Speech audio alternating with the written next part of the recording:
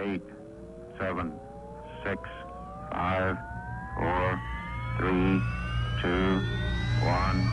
Liftoff.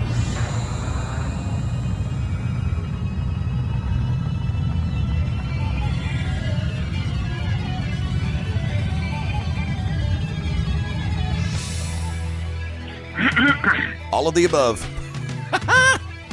Greetings, good evening, how the hell are you? Or should I use the classic one? The music plays, the microphones go hot, and by golly, we are live. And yes, I just said golly, shoot me for my language. Somewhere around here right now, Captain America's going, Eddie, language. Not quite.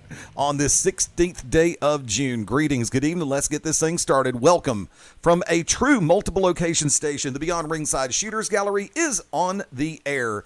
From Studio One, yours truly, the Magic City Motor Mouth, Fast Eddie Layne, welcoming in tag team partner from the Peachstate, Shane Noles. How's everybody doing this evening? Much to be discussed this evening. From Corner to Corner Radio, Stan Grubb. Get your flak jackets ready, boys. And special guest panelist this evening from the To Be Determined show from Bohemian Grove, the Wicked Nemesis. Happy Marvel Day, everyone. The 616 universe is out and about. There's a whole bunch of things that are out and about right now, including my sanity. First off, thank you to everybody listening in this evening through BeyondRingside.com, through ProWrestlingRadio.net, through the Beyond Ringside Radio app for Amazon, Android, and BlackBerry, the TuneIn Radio app, Ustream, and all the different sources. Don't forget, you can also catch us on your favorite desktop application as well. You can get it through Windows. Just go to BeyondRingside.com. You can see the links for the different applications for desktop. Trust me, they work. They're tested all the way across on all formats. Except Apple and Windows Media Player just don't want to work together. Got a lot on the table. We have all got busy weekends coming up. Road trips abound. Special events abound. But I'm going to get this thing started because I'm going to go ahead. I've got two things I need to do. Number one, for those who listened to the To Be Determined show last night, right here on the Beyond Ringside Radio Network and ProWrestlingRadio.net, Wick brought up a topic that I basically lost my solid fecal matter on a retort. I said some things last night that, in hindsight, in my opinion, now remember, this was an op-ed moment, but I have to also remember that there are people out there who have very thin skins. So, and I'm not being PC, not by any stretch of the imagination. What I am going to say is there were some things that even on an uncensored radio broadcast on these stations, I shouldn't have said, and I was wrong. Doesn't mean I take them back. It doesn't mean I apologize for my thoughts from my heart. It just means you're right. I shouldn't have said them. So I'm going to leave that at that. From that vantage point, and once again, Wick, to you as the host of the To Be Determined show, I do apologize especially if I disrespected you or disrespected TBD in any capacity whatsoever. You know you did not. I don't even know why you're apologizing. That was your opinion. We have a disclaimer at the beginning of my show for a reason. I don't care your opinion. The thing is, you got it out. You were able to state your opinion. You shared the same opinion as many people do. I shared the opinion as some people do. And Stan Grubb shares the opinion. Mr. Knowles shares the opinion. I mean, that's what it is. That's what makes podcasting. That's what makes wrestling radio great. We were able to have a conversation. You went off a little bit. I don't care. I thought it was amazing.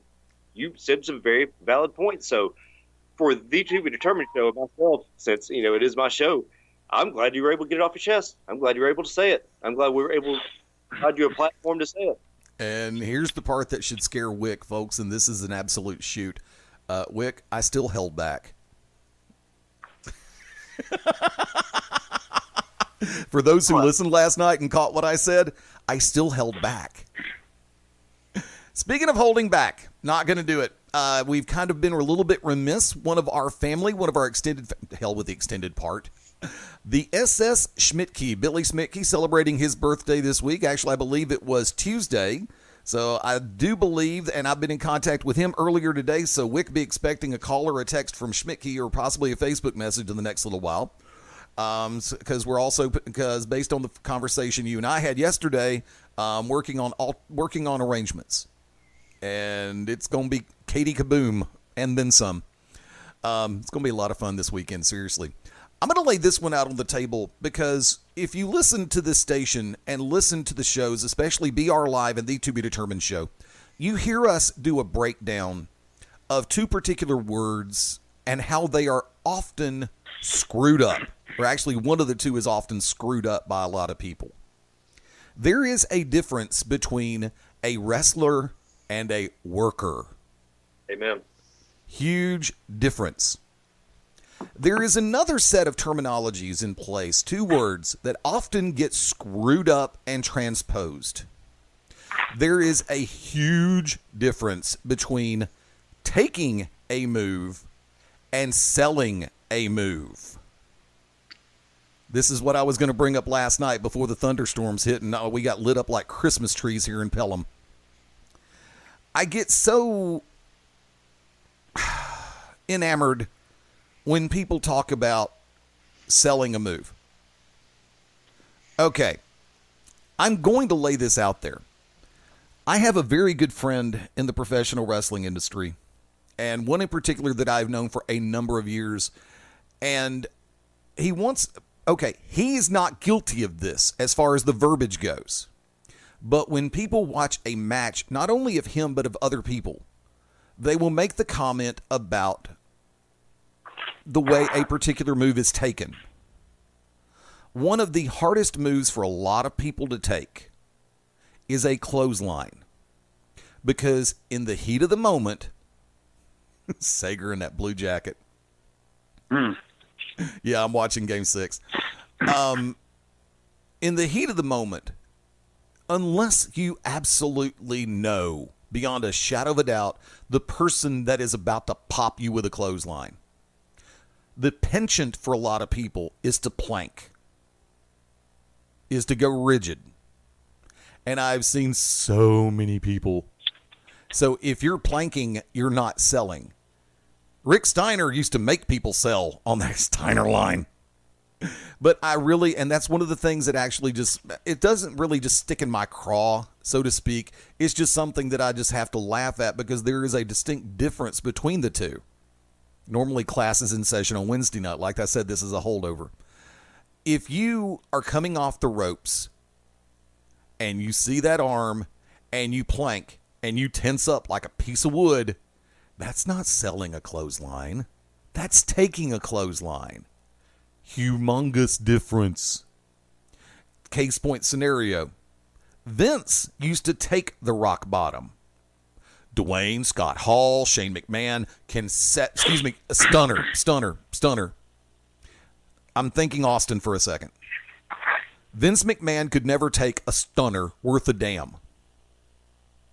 However, Dwayne "The Rock" Johnson, Scott Hall, Shane McMahon, quite a couple others could sell the ever-loving hell out of a stunner. Some oversell it. Big difference all over again. I'm going to stop for a second. Let's go around the horn. Shane, your thoughts on the commentary I just laid out.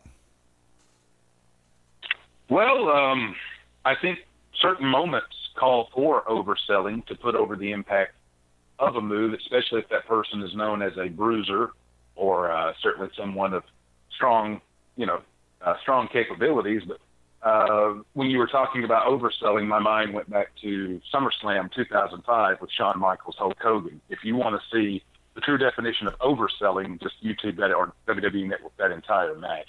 But I'm not the most skilled person in the ring by any means, but the times I do take a clothesline, I try not to tense up. If I'm coming off the ropes and take one, I probably fly a little bit further in the air than I should in taking a clothesline, because you try to make the guy look good and make the move look powerful. And I totally wholeheartedly agree with what you said about Rick Steiner as well as Scott Steiner, or Bradshaw for that matter. Oh, God. You almost had no choice Hanson to sell a clothesline. But Lariat, absolutely. Wicked Nemesis come on board. And this conversation is so full of holes, Eddie. I mean, I hate to do this on your show. Bring it. Bring it. Taking, selling, and feeding are three different things. First of all, and also the clothesline and lariat are two totally different things. Taking is the receiving of a move. Selling is what you do after that. Feeding is when you go into the move. Three complete different things. Right. Conversation over. Done. You get taking, selling, feeding, different things. Taking, selling, two totally different things. okay, Those but which if you're planking and then you're taking the bump off the clothesline, dude, you're not selling for crap. No, have you seen some of the people and how they bump in the Southeast? It is Yes. terrible. It has become a plague of how people bump like crap in the Southeast. It is unbelievable. Some of these people that claim to be third-generation wrestlers, well, they are, but they're terrible. I mean, and second-generation wrestlers, and people that were trained by people that were second-generation wrestlers, and people that I respect, I'm like, you bump like crap. You bump terrible. I didn't get to finish my story, so I will finish my story, pick up, continued. This is like a Marvel issue, continued from last night's show. Kyle Matthews, I pulled Kyle Matthews aside. I said, if you do not stop taking these crazy bumps, dude, I respect you. I love your work. Stop taking these crazy ass bumps. It took him having a child to realize that. Kyle Matthews took off about 7 years of his career off bad bumps. Just terrible, terrible bumps. Oh my God. It has become a plague. And I'm not talking about like hurting yourself. I'm talking about people bumping on their sides. Yeah. People and then dead fishing. Like bumping, just lay there. What in the hell are they teaching these kids? Is Ace Haven training everybody? Is that what it is? Crap. Oh, wow. On that note, Stan Grubb, come on board. I'm going to backtrack and then I'm going to answer your question. First and foremost, I heard your rant last night. I agree with Wicked. You damn sure don't need to apologize for any of it. It was good stuff. It was good listening. I think it was worth it. Okay. Moving on. Taking and selling. If we're just going from that perspective, although I have to admit, Wicked has a good point there. There's taking, feeding, all of that. Now, I don't know a whole lot about the feeding portion, so you guys probably have to bring me up to speed on that. But to answer your question, there are guys that when you're having the conversation, you say so-and-so took that move. For example, like the great Khali used to take the F5. Or not F5, FU. The attitude adjustment, whatever the hell it's called now. But, I mean, he couldn't sell worth of crap because he was too big. He just laid there. He didn't have a choice. I don't think anybody sells a clothesline really all that well anymore. I think people are afraid of actually looking like they got hurt. They're afraid it's going to mess up their persona, I guess. It's stupid, but I think it happens. It's time to kind of identify it for what it is. I mean, who's the last person you can truly remember aside from Ricky Morton, because I think we would all say Ricky Morton, that really knows how to take and sell a move? I mean, you have people that are okay at it. You have some people that are good at it. I always thought The Rock was great at selling, but taking wasn't so good. You know, the best in the Southeast, Stan Grubb, I'll tell you right now, Charles Anders. Okay. Charles Anders takes amazing bumps. I got to argue. Jimmy Rave. I think Dolph Ziggler takes some great ones. Jimmy Rave is the personification of a worker. So, I mean, look at his move. Look at his whole moveset. Look at every freaking match he's been in recently. I think Dolph Ziggler takes a whole lot of bumps, but I don't think he sells worth the crap. I think he does because he looks at the camera.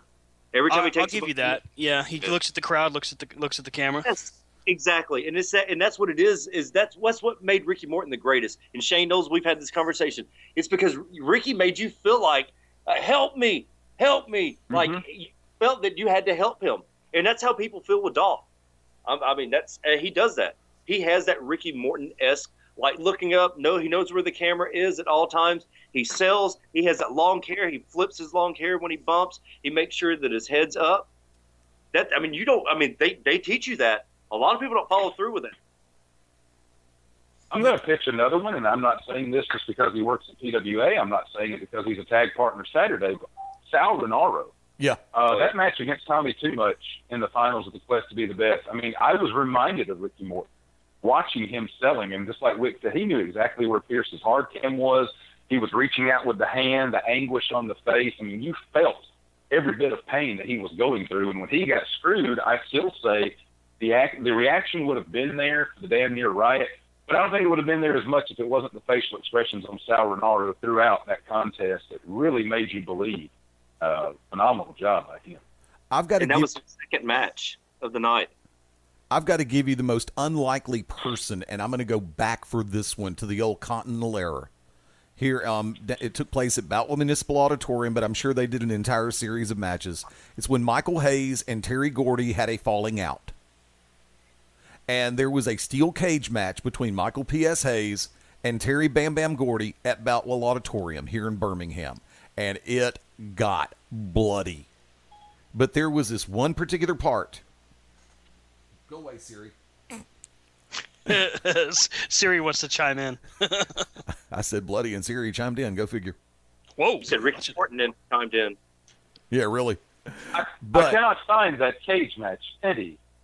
yes. No kidding. Eddie's probably got it calling him the Magic City Motor Mouth. But by the Oh, that's all. personal foul. But let me get this out real quick. I was sitting across from the exact moment, but a friend of mine was sitting on the opposite side of the cage from me, and there was this one particular moment where Terry was basically clawing at the cage from a prone position on the floor across the bottom rope, leaning forward, looked straight at her and said, "Help me." And she said it was all she could do to keep from jumping the rail to going up to that cage. The moment was so intense, and Terry was just so perfect at that moment. You don't picture someone like Terry Bam Bam Gordy, who is regarded as probably one of the best badasses in this industry ever. I mean, I put him on the same plateau as people such as Abby, as well as Brody, as well as Hanson. I mean, those are just genuine badasses in this business. The original Sheik Ed Farhat, or Farhat, take your pick on pronunciation. But when she told me about that moment with Terry, I'm sitting back going, I wish I'd been on the other side because I would have loved to have seen that moment. And then it's like, you have the most unique situations where people actually understand the concept of the conveyance of the emotion, i.e. selling, which is a beautiful... Go ahead. You got the trifecta, though, in modern day. You got Mick Foley, Terry Funk, and Tommy Dreamer that all knew how to get people not just to buy in, but to want to jump the rail and help them out, to want to be involved. Because, I mean, Tommy Dreamer did it the best, I think. Maybe Terry Funk. I mean, when you're thinking about hardcore spots, selling it just like making it look as if he was half dead, bleeding and not hiding his face, not doing what some of those guys do where they just have their hand over their face as they're just protecting themselves, but just motionless almost when you know that he's aware. Mick Foley used to do it with just about anything he did. Terry Funk was good at selling the pain from everything that happened. You could see it in his face. He would wince. I mean, he did it right. Of course, as he got older, it wasn't much of a sell job. It was legitimate, I think. Pretty much. Ric Flair can't take a move to save his ass, but sells it like it's nobody's business. Oh, God, yes. The Gorilla Slam, the press slam is one of the best ones that he does. Or the backdrop. Yeah, coming out of the corner, the Gorilla Press Slam, he's like one for the century on that, goes to the top rope, gets caught. No! It's like people you have those who are like, dude, just do something, and the other half is like, yeah, he's got his ass handed to him again. And what about the classic Luger Sting spot that would always happen early in their matches? Shoot them off the ropes, catch them, power press for the crowd to see. Flair selling no, and he always took them up good off that slam. I mean, that happened thousands. He still bumped on his hip 9 times out of 10. Well, I mean, we've never broken our backs, so I can only imagine. Yeah, that's true. That's true. I put in my place on that one. You're absolutely correct. But seriously, I'm going to go ahead and throw this one out there. You've heard the words that I just get tickled at every once in a while when people misuse them, including myself on occasion, depending on the circumstance. Thanks, Wick. I go around the horn. Which term drives you the craziest when people misuse it? Shane. Oh, talking about like wrestling terminology? Yeah. I can't stand it, and this is just the first when people say, that was a good angle y'all had tonight, or that was a good angle, and I don't know what they're talking about, and come to find out they're actually talking about selling or a move or a chain sequence of events. And I'm like, I don't want to pull back the curtain, but an angle is not that.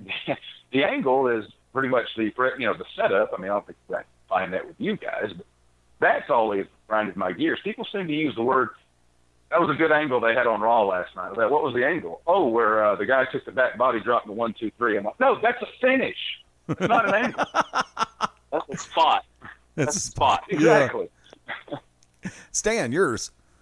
Honestly, and I think we're all guilty of it from time to time, is the term spot. Everything's a spot. Everything's a damn spot. You know, a high spot, low spot. What the hell? Dog spot. Dude, it's a freaking move. Like, I feel like I sound stupid when I talk, well, especially when I talk to you guys, and I go, man, that guy takes too many of these types of spots. And then I'll hear you guys describe, your thoughts on it, and I'm like, yeah, I shouldn't have said spot. It just sounds stupid. You know, I mean, I'm not the guy that's in the back or even in the ring calling moves and trying to see where we're going to go with the story. I think it just sounds dumb, especially when wrestling fans do it. Man, that spot where he did the 450, that was awesome. You sound dumb. You don't even sound like you know what it really is. There's a website called High Spots. You know, it's just. Ugh. It's a move you do. A spot is what the moves end up being. Are we really doing terminology tonight? Say what? I was going to touch on what Stan said. Was whatever happened to just calling it a finishing maneuver or a maneuver? I mean, Vince McMahon, what a maneuver! We don't hear that. Oh, that radio show died a flaming death, didn't it? Oh, what a maneuver! Yes. Damn, they were pretty good. Dude, I take that personal. They were. No, word, key word. It's not still around, is it? No, Johnny Sorrow and Brian aren't. I don't even think they talk to each other anymore. That's why I said it died a flaming death. When the hosts don't even communicate, kind of like the Sunday night 8 o'clock slot. But now wait a minute, damn it. Wick, which one drives you crazy? You really have to ask this question. You've heard me undress people. You've heard me undress people with this exact damn term. You're going to make me cuss on your show. Try not to cuss. Worker wrestler. Worker wrestler. If you don't know, oh my God, I'm pulling my mohawk right now. Shane, God Almighty, you guys know, anybody that's listened to me over the last 6 or 7 years on the radio, dear God, wrestler, worker, they are not the same. And when somebody calls himself a worker, I'm to the point now to where I will do like I did Ace Haven and tell him, you're not a worker. Quit saying that. You're a wrestler. You're not a worker until you put work in. You go out, you wrestle. You don't work. When a worker calls you a worker, then you're a worker. You cannot call yourself a worker. I've never called myself a worker. People that I respect have called me a worker. I put work in. These people that go out, I mean, yeah, man, yeah, I'm a worker. I'm like, no, you're not. You don't even have gear. I just watched you go out and have 5 quote unquote hot tags in a tag match. That's not a hot tag. Those are tags. They're not hot tags. You have 1 hot tag in a match. One. That's why it's called a hot tag. You can't be a worker if you don't even know that little much. I'm sorry. If you can't sell to the camera, guess what? You're not a worker. I don't give a crap if you were an OVW. That doesn't make you a worker. That means Danny Davis took your money and showed you how to work a camera. Half the time you can't even do that. Stop it. Stop calling yourselves workers. Yeah, that's insane. That's the funny part is when the promoter tells people the hard cam is blank, and you still position yourselves where your ass is towards a camera. Hello, ding dongs. Eddie, we see it all the time. Oh, and God, yes, I do. I will look at Eddie. And Eddie can polish a turd when we're doing commentary. I cannot let something happen at GCW and not point it out. Shane Knowles, no. I will walk. Oh, my God. I have to. If I'm watching the monitor, do not let me be the first one to meet you when you come through the curtains, because guess what? You messed up. We all saw it. Not everybody's going to say something I am, because I can't let it go. It drives me insane. Want to remind everybody, this Saturday, June 18th, 6 p.m. Eastern Time, Beyond Ringside is on the road and live in Carrollton, Georgia with Peachstate Wrestling Alliance at Stranglehold, the anniversary show. We will be going live 6 p.m. Doors for the event open at 6:30, and we will continue up to the top of the 7 o'clock hour. You will have a golden chance if you're going to be at if you're going to be at Central Elementary this Saturday when those doors open. You will have an opportunity to possibly ask questions of who we are interviewing at the time, and that will be a surprise. You need to be there this Saturday. Peachstate Wrestling Alliance, live in Carrollton, Georgia at Central Elementary. Doors open 6:30 p.m., bell time 7:30 p.m. The anniversary show is going to be rocking from start to finish. Folks, hang tight. Going to the bottom of the hour break. We'll be back in 4. This is the Shooters Gallery on the Beyond Ringside Radio Network and ProWrestlingRadio.net. This is Country Jack, Corey Hollis, and you are locked in to Beyond Ringside. When planning your next party or special event, insist on the best. Full Range Entertainment is a professional entertainment company providing a full range of services. From professional disc jockeys and MCs to catering and photography, when the details of your special day must be perfect, call us first. Wedding receptions, corporate parties, school functions, birthday celebrations, and more. We also have Birmingham's largest selection of karaoke tracks available. With over 40 years combined experience, Full Range Entertainment can provide you with the talent and professionalism you need and deserve to make your next event one you'll never forget. For more information on the full range of services we offer, call 533-HITS. That's 533-HITS. Or check us out on our website at fullrangeentertainment.com. This is Larry Goodman, GWH News and Notes, and you're locked in to Beyond Ringside. Howdy, friends. This is the Magic City Motor Mouth, Fast Eddie Layne, with your invitation to join yours truly, along with Mark Mabo Bowman and the Oracle of Ominous, the Wicked Nemesis, every Sunday night, 6:30 p.m. Eastern, 3:30 p.m. Pacific, for Beyond Ringside Live. Wrestling, mixed martial arts, sports talk, and a whole lot more. Keep your eyes open on BeyondRingside.com for all of upcoming show information, and of course, catch us on social media as well. Until then, we'll see you this Sunday, 6:30 Eastern, for Beyond Ringside Live on the Beyond Ringside Radio Network. This is Dr. Tom Pritchard, and if you want to listen to the best in professional wrestling, get locked in to Beyond Ringside. This is Angel, half of the Double Trouble Morning Team on Distant Thunder Radio, and you are locked in to Beyond Ringside.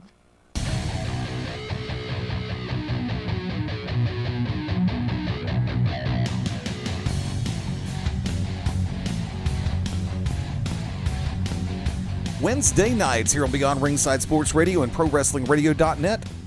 It's Pro Wrestling Radio Uncensored and then some, as the To Be Determined show goes live, 10 p.m. Eastern, 9 p.m. Central Time. Join the Oracle of Ominous, the Wicked Nemesis and company, Angie Nemesis, possibly Clyde Braddock, maybe even a longer fused edition of Fast Eddie Layne.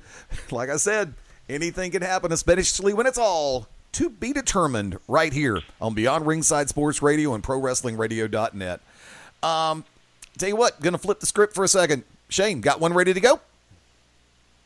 What you need? Trivia question. Trivia question? Oh, well, let's see. What did I pose to you Tuesday night? Same name question. Okay. Let's see. We've got Wicked on board here, too. And also you gave me backup bands, too. Yeah, I was going to say, see, now that trivia has been done, I've been totally in stranglehold preparation every waking second. So let me try not to get any dead air here and go back to some trivia questions from this week. Hey, that trivia you had last night was pretty tough. Well, the Tuesday night? Tuesday night, yes. Okay. I will do another same name question. 3 things that all have the same answer. It is the name of a university in America, a for-profit university that has over 100 locations in America. It is a former model of car, as well as a United States state capital. A former model of car that is no longer in production, the name of a United States capital city, as well as a for-profit university with over 100 campuses scattered across America. I will say, Stan, go first. Of course you will. I was going to say Phoenix. I don't know. Wicked got it. Damn. Yeah. It was that obvious? It also adorns my wrestling gear. So It was that obvious. I didn't know. For those who didn't hear the mumble, yes, the answer was Phoenix. I do have a wrestling trivia question for you that very few people answer correctly. Go with it. In the movie Suburban Commando, who was a not very well-known WWE co-star for Hulk Hogan? I got it. What you got? Who's got it? I got it. He was billed as Mark Calloway. We know him as The Undertaker. He was one of the bounty hunters. And his only line in the film was, "You're a dead man, Ramsey." Winner, winner, chicken dinner. There you go. Trivia question. Actually, this is a yes or no, and I'm going to go ahead and take it around just for fun. In the original movie Shrek, did he or did he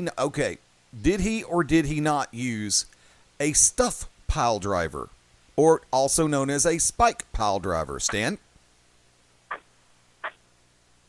Yes. Shane? Yes. Wick? Yeah, of course he did. Thank you. Trifecta's correct. That was an easy one. Well, look, Mike Myers was a fan of Andy Kaufman, and he's always said that he loved the angle with Jerry Lawler and Andy Kaufman. So of course he's going to have wrestling in there as an homage to Kaufman. Of course he's going to have the Jerry Lawler pile driver. So, and actually, it wasn't the traditional. He did use a tombstone. I've got a Shrek trivia question. What actor completed 95% of the voiceover work for the character of Shrek before Mike Myers took it over? Oh my God, I know this. Go ahead, Wick. I know this. I know this. Go. Hold on. Let me think. I was going to say, oh shoot, dumber. Chris Farley? That is correct, sir. Chris Farley passed away in the fall of 1997. Mike Myers took over duties. Yep. Wick's 2 for 2. I'm done. Don't ask me. I'm done. I knew The Undertaker was in Suburban Commando, but I did not know his line. It's like, Shane, you can't do that with Shane. Like, no. But I do want to ask everybody: is it true that people are strange when you're a stranger? Oh, Face look ugly when you're alone. Yes, sir. That was better. And Everlong. People seem wicked when you're unwanted. Right. That's right. You know, we were talking about different scenarios this week, and I'd actually we started to make a reference to we did make the reference to Peachstate this coming Saturday night, and I'm going to go and lay this one out there because if you have not seen the Survival Games format that is going to be in the main event this coming Saturday night, 5-on-5, 2 teams of 5, but only one team can win. Do me a favor. For those who are not familiar with which we speak, Shane, would you give the format for the match in the main event this Saturday night? Survival Games is a mashup, so to speak, of the classic War Games tradition as well as Survivor Series.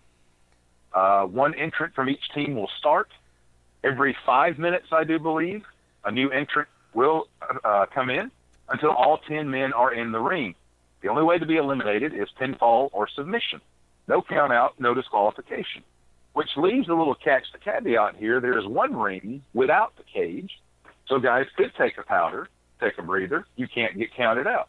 All eliminations can only take place once all 10 representatives are in the ring, and all decisions can only be done inside the ring with the 15-foot high steel cage. Any pinfall, any submission that takes place in the regular 16-foot ring has no bearing on the outcome of the match. The match will only end when an entire team, all 5 representatives, are done.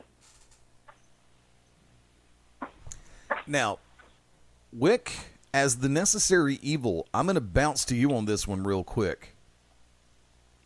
He said he would be right back. Oh, okay, my bad. I wasn't watching Skype chat. I'm sorry, my bad. Now, I will instead bounce to Stan. Okay. Boingity, boingity, boingity, boing. Sorry, just had to get that in there. Hearing the format, of the way this match is being laid out? Not the spot, the format. Not your dog spot. Not your liver spot. Not the sun spot.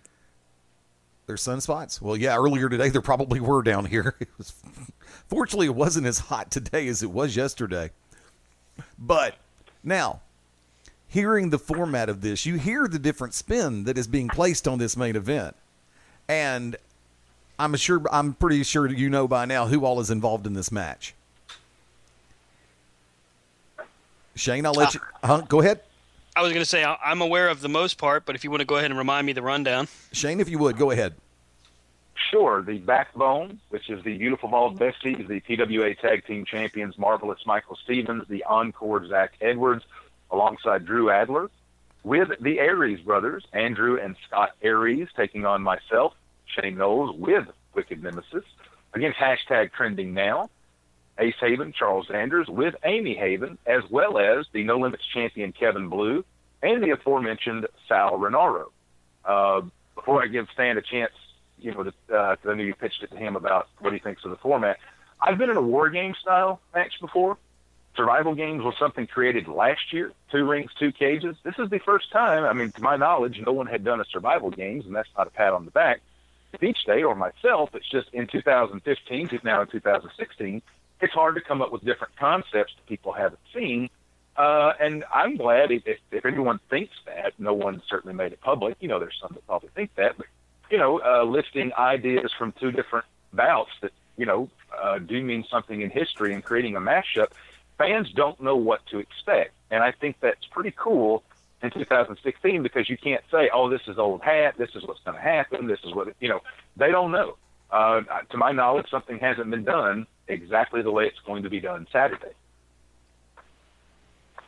Now, knowing some of the performers that are going to be inside the rings on this occasion, this coming Saturday night, who do you think benefits more from this type of scenario?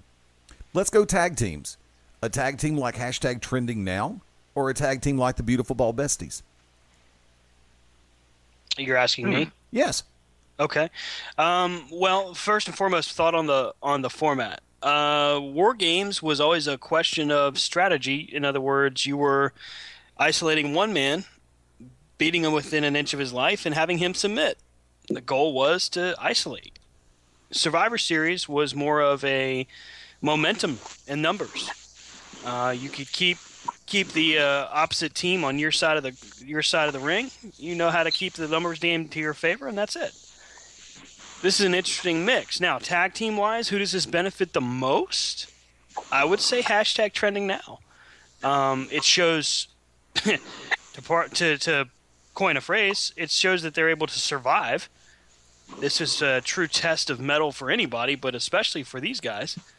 I think the Backbone, the Beautiful Bald Besties, they don't necessarily have as much to prove in that regard because I think people have their own individual opinions of them as people, but I think toughness-wise, the question is really going to be will Trending Now be able to survive it? Well, see, the reason why I put it on the tag teams is because in scenarios like this, even though they're going to be entering at separate times, if both members of a team do manage to make it all the way through and be able to compete inside the rings at the same time, there is a benefit to knowing that your tag team partner is going to be there.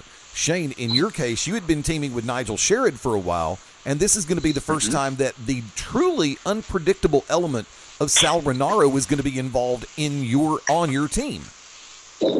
You've got you, Sal Renaro, Kevin Blue, and hashtag Trending Now. Hashtag Trending Now, of course, having only teamed for less than a year, but by the same token, you watch them and you think they've been teaming up longer than that. Going to the other side of the coin, so to speak, you've got the Beautiful Bald Besties and Drew Adler, the Backbone, teaming up with the Aries brothers. And once again, you've got another tag team. So you technically have 2 tag teams in play and 1 tag team on the other side. And why is Klay Thompson leaving the field? Court.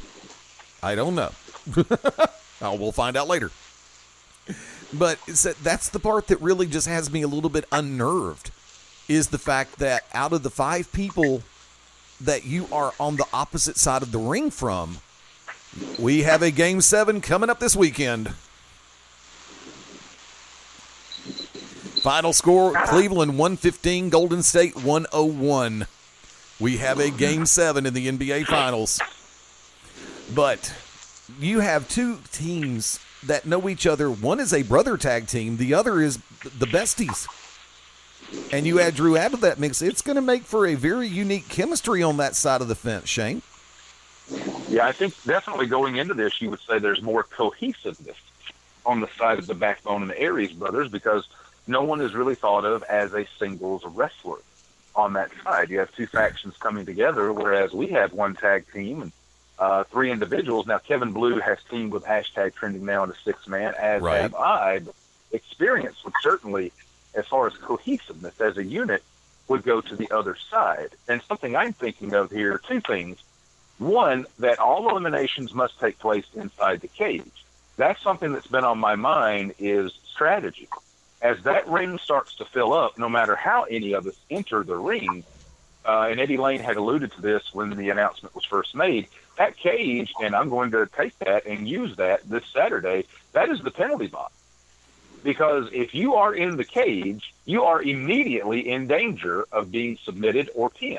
Right. If you are in the other ring, it's a get-out-of-jail-free card. A guy could pin you, he could lock you in a submission maneuver, and you could wait for a partner, hopefully, to save the day, but if not, it doesn't count. Now, that ring could be used to soften someone up to get them into the cage, but that's something that's played out in my mind as the ring starts to fill up. I'm betting on some very interesting strategies of who doesn't want to get in the cage, and Stan talked about, like isolation. That's something that's played on my mind as we get filled up, is who, you might have someone guarding the door to the cage while someone's working over someone, whichever side it may be, because you've got to get the elimination, inside the cage. The other thing that I was thinking about is this really puts stress on those that are earlier in the match, because you think about the first two entrants, and then I would even say 3 and 4, they're going to have to go so much longer. Right. Once that final 10 gets in there, I think the catbird seat is to be the fifth and final entrant of each team. And I know we've talked about it. I don't know what they're thinking, but who do you want to put as your anchor, right, so to speak? If you're in a bowling team, you've got that fourth or fifth, the powerhouse to bring in the cleanup spot, so to speak. And who knows how long the match will go once all 10 are in. But that's beside the point. I know that first two are exactly the first 4. You got to think there's going to be some carnage going on, and I think they would be right for the picking. So you better, really try to strategize how you're going to have your team in order of entrance. Wick, how much did you hear of the setup for that question? Oh, I heard it, sir. I'm sorry. Say again. You scrambled. I'm sorry. I heard most of it, sir. Okay. I want it. Shane Knowles, of course. This is why I respect and love this gentleman. He said exactly what I was going to say. They are cohesive. We're kind of thrown together. I mean, we don't know if we can trust Sal. We hope we can, but I don't trust Sal. Not as far as I can throw him. I don't trust Hashtag Trending Now. I don't trust Kevin Blue. No, yeah, I do trust Kevin Blue. I trust Shane Knowles. You're looking at a great tag team in the Aries brothers who have a lot to prove. You're looking at the Backbone, which have everything to lose. You're looking at Kevin Blue. Did I just rhyme? That is terrible. Hold on, let me. You're looking at Kevin Blue, who has a lot to prove, and the fans are 100% behind him. You look at Hashtag Trending Now. Those guys, you said it, less than a year, up and down the roads.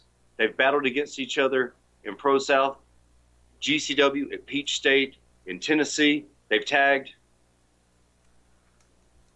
Then you have the gentleman that's on the phone. A man that trained to become a wrestler. A man that could have very easily sat back and watched his promotion grow and grow and grow. He chose to be a part of the promotion. He chose to put his foot down, to draw a line in the sand and said, enough is enough. He took what was given to him and he has totally ran with it. Shane Knowles has the most to prove in this match. No offense to Shane. He's the only guy that has not been a wrestler for a prolonged period of time in this match. Shane has battled. Shane has used his knees, his left hand again, his left hand one more time, then his right. He's used his boots. He's used his knowledge. He's got the sunset flip. But Shane Noles has the most to prove in this match this Saturday. It's not about motivation. It's about knowledge. Shane knows. Shane is a student of the game. Shane sits and watches everything that everybody does and learns from it.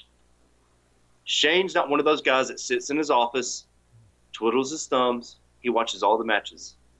We discussed strategy. I pulled back the curtain last night, and I'll do it here because this is Shooter's Gallery. Shane and I will sit there and watch every match and break down every match of how we can do what we do better and what we can help those guys do better. Because I see something wrong, I will, as I said earlier, I will go to you and I will tell you that was wrong.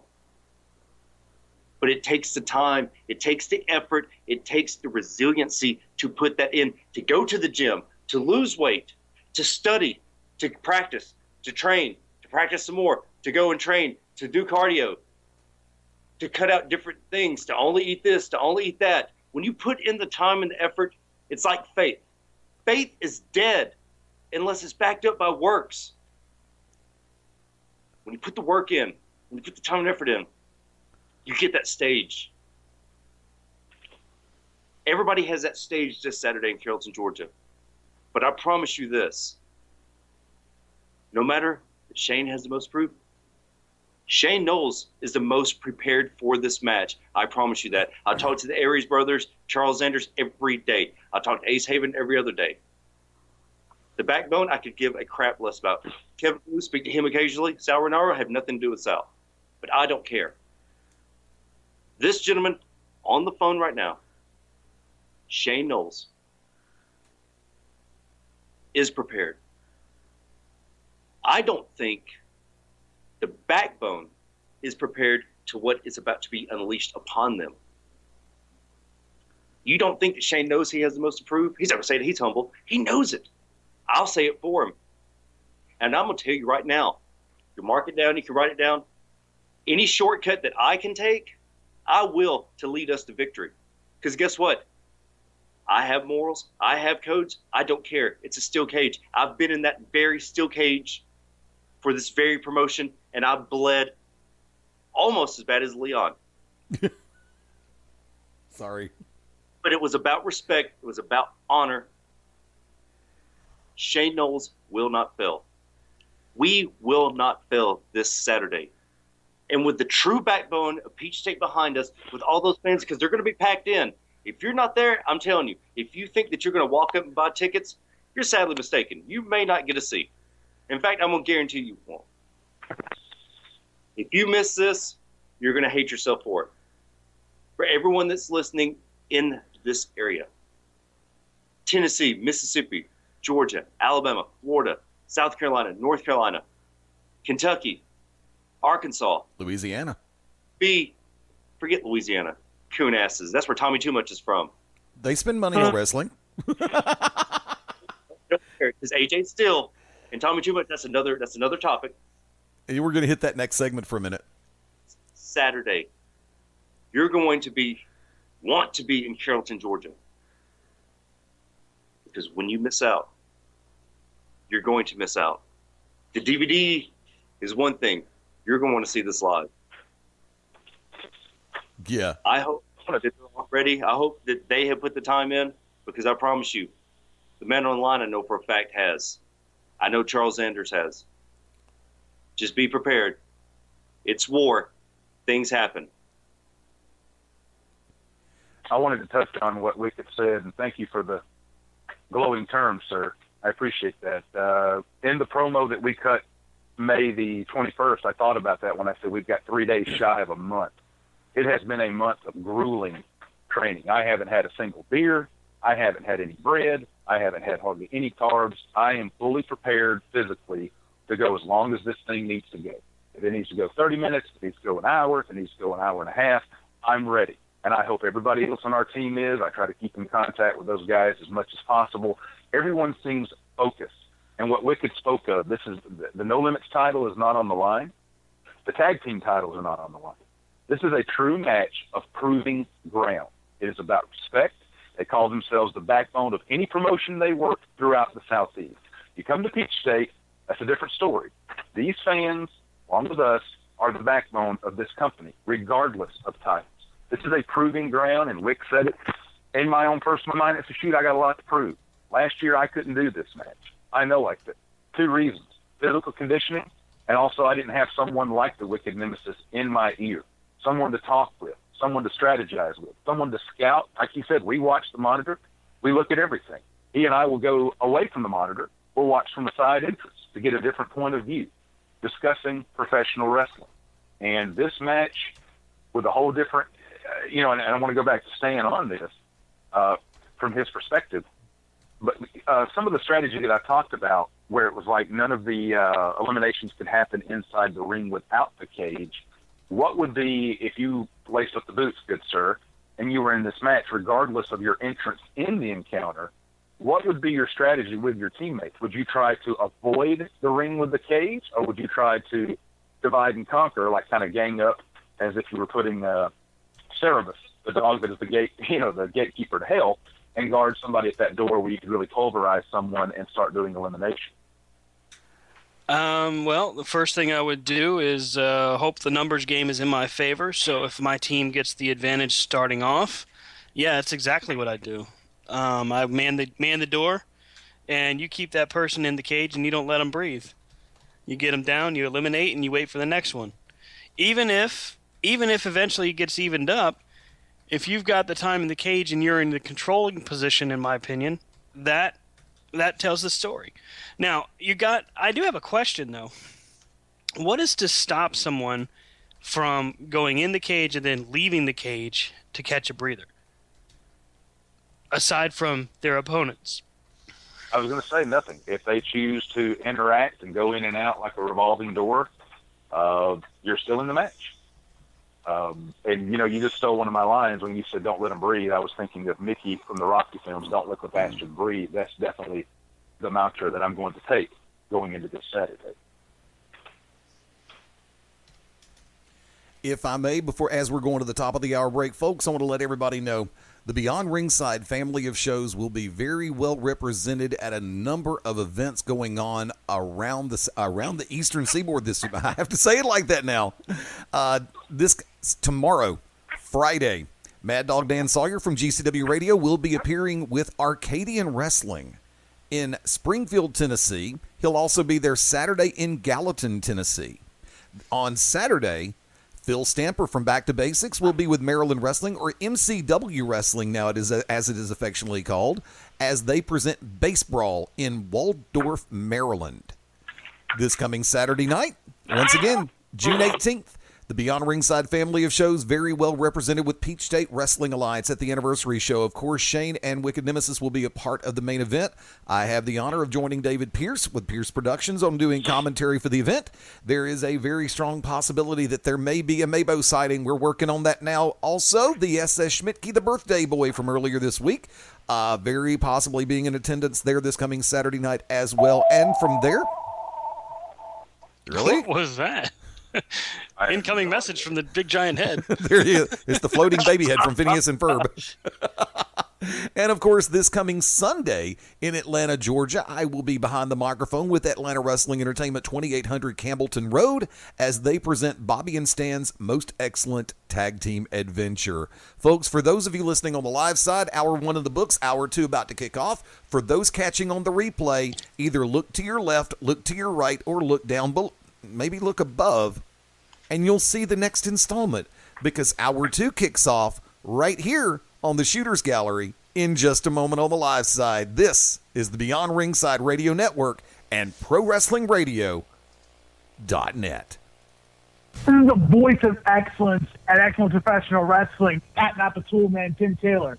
Usually I'm locked into Excellent Professional Wrestling, but now you're locked in to Beyond Ringside. This is Evan Ginsberg, associate producer of the movie The Wrestler, host of Legends Radio and Legends TV, and you're locked into Beyond Ringside.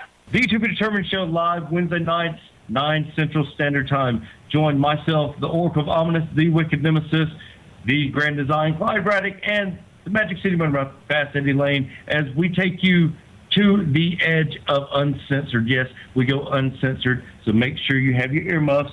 Ask your parents, for those of you that are a little young, maybe under 18, but make sure if you have any heart conditions or any mental defects, please listen, because they may take effect right here live every Wednesday night, 9 Central Standard Time. Beyond Ringside Radio Network, beyondringside.com. The board is war, and you are locked into Beyond Ringside. Sunday nights at 11 p.m. Eastern here on BeyondRingside.com. Join us for the Midnight Black Mass. Myself, the Reverend Dan Wilson, brings you the dark gospel of professional wrestling, uncensored, unedited, uncut, and not for the faint of heart. You can find out more about us at youtube.com/pottyhumor or subscribe at Potty Humor on iTunes and Stitcher today. I'm addictive. I'm expensive. I'm Byron Wilcott. And ladies, Big Daddy Yum Yum is locked in to Beyond Ringside.